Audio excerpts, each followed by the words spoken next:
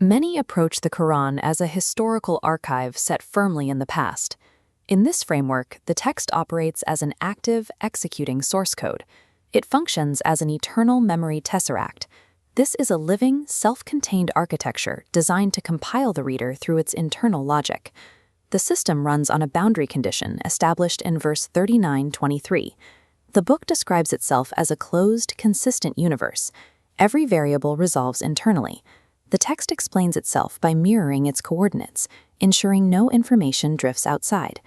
Introducing external theology or historical conjecture breaches this vacuum. This outside data acts as thermal noise, causing the system's operational logic to collapse. Accessing the system's reality requires reading it as a sealed, operating physics engine. Imagine a human figure standing perfectly still in front of a monolithic wall. From one side, a violent spray of water strikes them directly. Simultaneously, from the exact opposite direction, a brilliant beam of pure white light violently hits the same unmoving figure. These two simultaneous forces create entirely different manifestations on the wall. The water produces a dark, physical silhouette.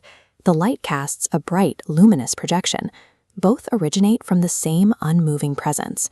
While they appear as separate events on the wall, they are dual registrations of the single person standing in the center.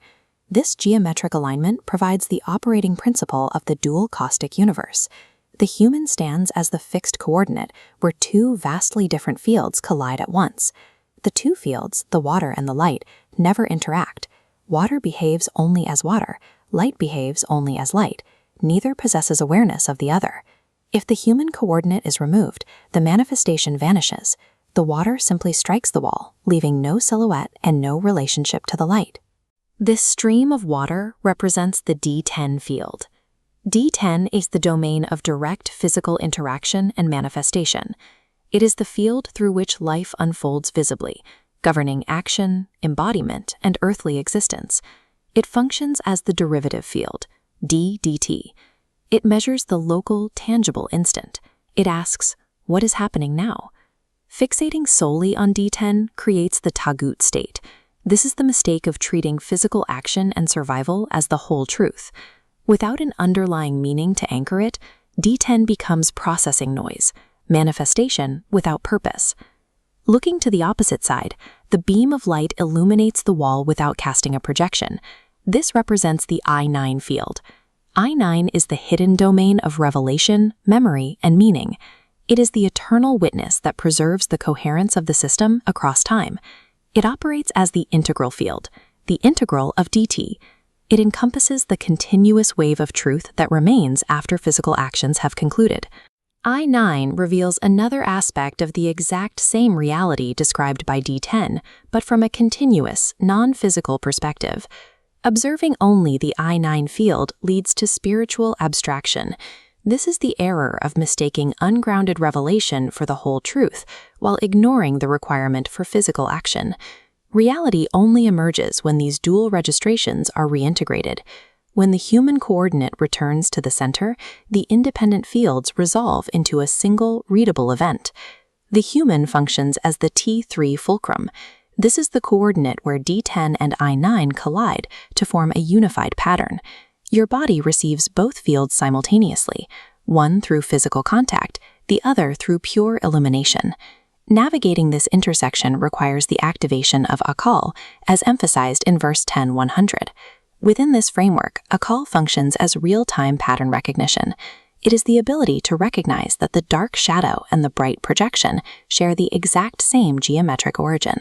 The reader perceives both fields together, identifying the single invariant pattern that neither field can reveal on its own. Lacking akal means being torn by the pressure of the fields. A person in this state treats the shadow and the light as conflicting events, rather than dual aspects of one truth.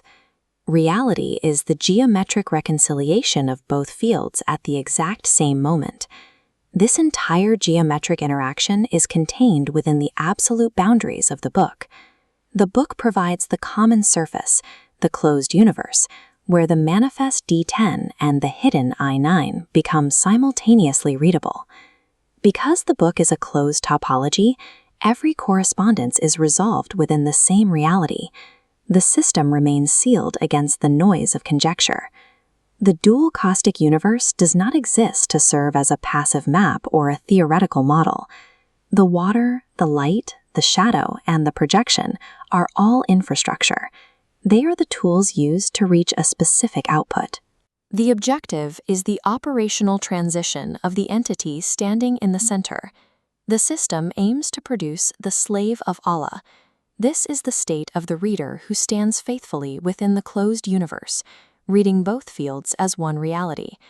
Through this alignment, the amanat, the trust from verse 3372, completes its journey. By filtering out the noise of the tagut state, the reader recovers the original memory of the home described in verse 3846. The two registrations of the original seed are reintegrated. The topology is wired. The pattern is written. The circuit is closed. You must recognize the unified pattern before the local physical manifestation completely collapses. Grip the book with strength. The coordination is now. When will you activate 1912?